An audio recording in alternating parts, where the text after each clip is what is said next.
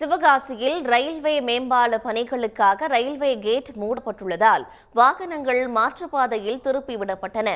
இதனால் ஏற்பட்ட போக்குவரத்து நெரிசலில் சிக்கி வாகன ஓட்டிகள் கடும் அவதியடைந்தனர்.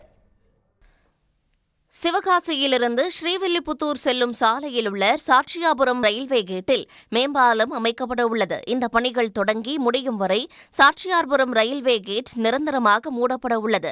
இதனால் சிவகாசியிலிருந்து ஸ்ரீவில்லிபுத்தூர் செல்லும் வாகனங்கள் மாற்றுப்பாதையில் திருப்பிவிடப்பட உள்ளன. இந்த சோதனை ஓட்டத்தின் முதல் நாளிலேயே கடும் வாகன நெரிசல் ஏற்பட்டது. இதனால் ஏற்படும் சிரமத்தை தவிர்க்கவும் பள்ளி, கல்லூரி மாணவ மாணவிகள் பாதிப்படையாமல் இருக்கவும் ரயில்வே பாதைக்கு அடியில் இருக்கும் தரைப்பால சீர் செய்து தர வேண்டும் என மக்கள் கோரிக்கை விடுத்துள்ளனர்.